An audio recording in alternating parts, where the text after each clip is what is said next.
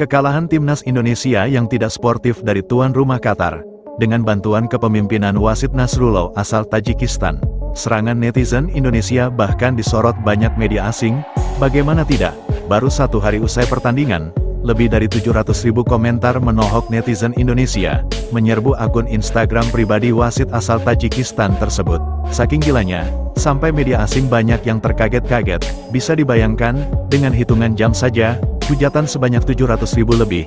Jumlah itu terus bertambah tiap waktunya. Komentar hujatan yang menyerbu akun Instagram wasit tersebut, memang benar-benar menjadi trending topik dunia. Bagaimana tidak, keputusan wasit yang sangat merugikan Indonesia itu, sangat memalukan pagelaran akbar itu sendiri. Berbagai media dunia menyebut, netizen Indonesia benar-benar gila. Siapapun akan hancur jika diserang netizen Indonesia. Bisa dibayangkan, lebih dari 700.000 komentar pahit itu terjadi hanya dengan hitungan jam saja. Dan diperkirakan jumlah hujatan itu akan terus bertambah, mungkin akan mencapai jutaan. Pertandingan perdana yang mempertemukan tim tuan rumah Qatar, kontra tim debutan potensial Indonesia, rupanya sangat menarik perhatian banyak media. Selain dari berbagai media tanah air, rupanya pertandingan tersebut juga ditayangkan di beberapa negara di Asia. Pertandingan yang sebelumnya diprediksi bakal berjalan alot dan sengit tersebut ternyata benar-benar tersaji. Laga perdana antara tuan rumah Qatar U23 kontra timnas Indonesia U23 tersebut menjadi sengit. Pasalnya satu hari sebelum laga digelar, saat sesi jumpa pers, bahkan pelatih Qatar sudah memberikan peringatan. Dia yakin tim besutannya bakal menyapu bersih di setiap pertandingan termasuk saat melawan Indonesia. Begitupun dengan pelatih timnas Indonesia, Sintayong bahkan dengan percaya diri tidak gentar sedikitpun dengan tim tuan rumah Qatar. Kedua tim sama-sama percaya diri akan meraih hasil maksimal saat berjumpa, dan benar saja, saat pertandingan berlangsung, timnas Qatar memasang formasi 4-3-3. Dengan formasi tersebut artinya Qatar akan keluar menyerang. Begitupun dengan Indonesia, Sintayong memasang formasi 3-4-3. Formasi tersebut justru lebih cenderung masif dalam menyerang. Artinya, kedua tim memperagakan formasi menyerang. Saat peluit berbunyi tanda laga dimulai, kedua tim langsung memperagakan permainan saling jual-beli serangan. Begitu sengit dan ketatnya pertandingan tersebut, bahkan kedua tim sama-sama kesulitan menciptakan peluang. Hingga pada akhirnya, di penghujung babak pertama, tepatnya pada menit 46, serangan balik Qatar dengan umpan panjang langsung menyasar ke dalam kotak penalti Indonesia. Akhirnya adu kontak antara Rizky Ridho dan penyerang Qatar tidak terhindarkan. Kejadian tersebut seharusnya bukanlah merupakan pelanggaran. Namun wasit dengan cekatan langsung melihat VR, dengan alat perekam gerakan lambat dari segala arah tersebut, wasit menilai, Rizky Ridho dengan sengaja menyiku pemain Qatar. Padahal sudah sangat jelas, siku Rizky Ridho tidak terlihat aktif mengayunkan ke wajah pemain Qatar.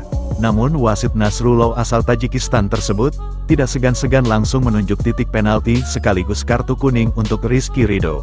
Pada akhirnya, gol pertama Qatar tercipta di menit 46. Dari gol itu, hampir semua media Asia menyayangkan keputusan wasit tersebut.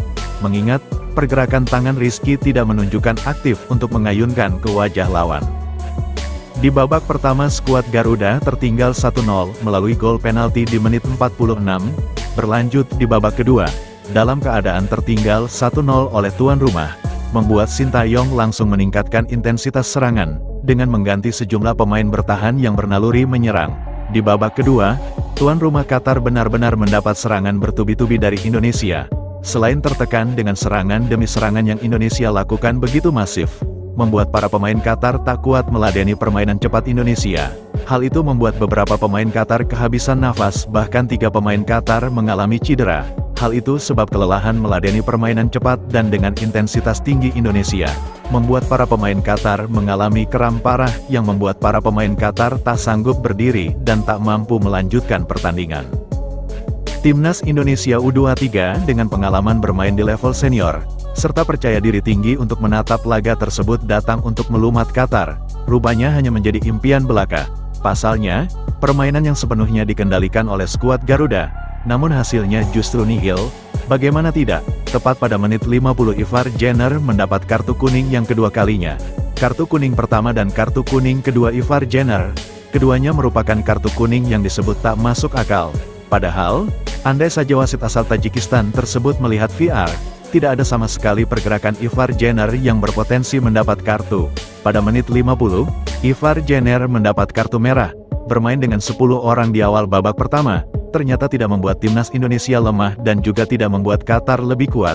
Justru sebaliknya, walaupun Indonesia hanya bermain dengan 10 pemain sejak awal babak pertama, namun skuad Garuda justru mengurung pertahanan Qatar, hingga membuat pelatih Qatar terlihat sangat cemas dengan level permainan Indonesia yang berada di atas level Qatar.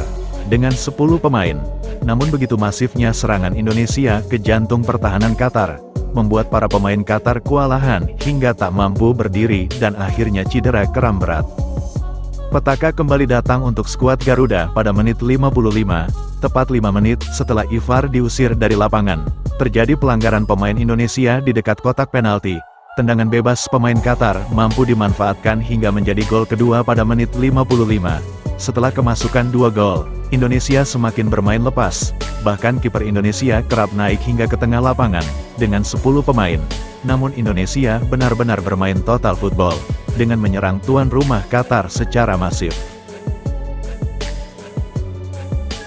Di penghujung babak kedua, Ramadan Sananta yang baru saja masuk beberapa menit, dengan 1 kali pelanggaran saja, namun wasit langsung memberi imbalan kartu merah tanpa peringatan. Dan menariknya, di pertandingan tersebut, wasit sama sekali tidak pernah menggunakan VAR saat Qatar melakukan pelanggaran. Jika pemain Qatar melakukan pelanggaran pada pemain Indonesia, uniknya, wasit dengan mudah hanya memperingatkan saja pada para pemain Qatar. Bahkan wasit tidak pernah melihat VAR sekalipun untuk memastikan pelanggaran pemain Qatar. Namun sebaliknya, jika pemain Indonesia yang berpotensi dianggap pelanggaran, wasit tidak segan-segan langsung memberi kartu kuning para pemain Indonesia tanpa melihat VAR. Kalaupun melihat VAR, pada akhirnya berujung pelanggaran berat. Begitu murahnya sang wasit obral kartu pada para pemain Indonesia. Di laga mengecewakan banyak pihak tersebut, setidaknya wasit Nasrullah asal Tajikistan telah menggunakan VAR sebanyak 3 kali sepanjang pertandingan.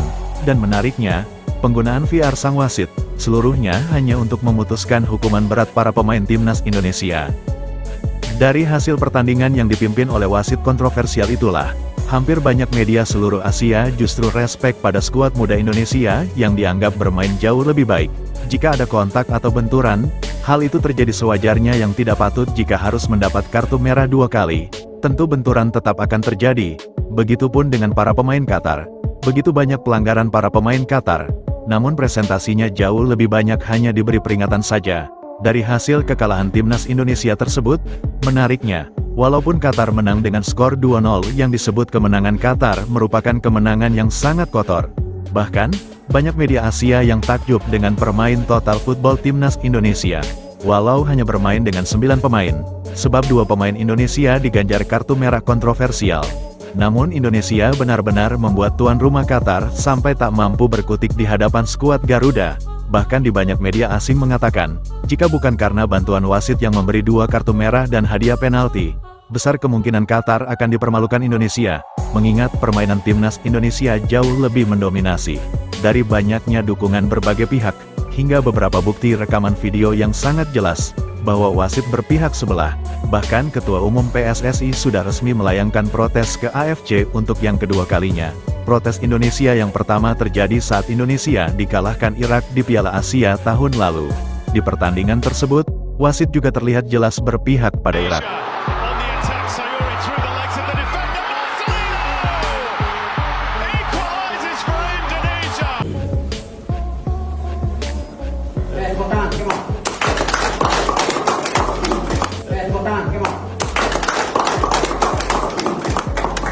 Ini bukan akhir. Kita main tadi sesuai dengan hati kita. Kita PSSI akan tayangkan surat protes. Kartu merah, Ivar, mesti nggak kartu merah. Nah, kita protes. Tapi jangan sampai game ini merusak fokus kalian. Kita belum selesai, masih ada 2 game. Dan kita harus fight. Itulah kita. Setuju? Setuju. Tadi kalian main ber-9 fight.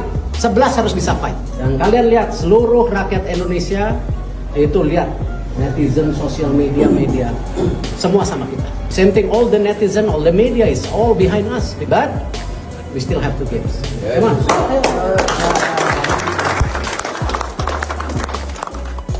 Kita tentunya kaget dengan kartu merah seperti itu. Mungkin kita akan cek lebih lanjut lagi, apakah itu benar memang red card atau enggak, karena itu memang merubah situasi.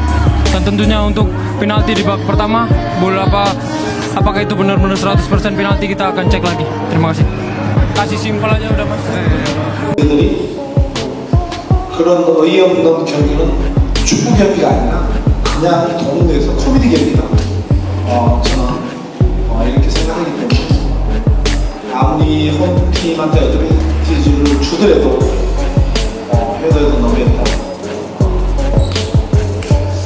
경기 내용 면에 있어서는 저는 할 말이 없고요. 너무나 억울하고 이런 경기는 앞으로가 AFC 경기를 하더라도 없었으면 좋겠다.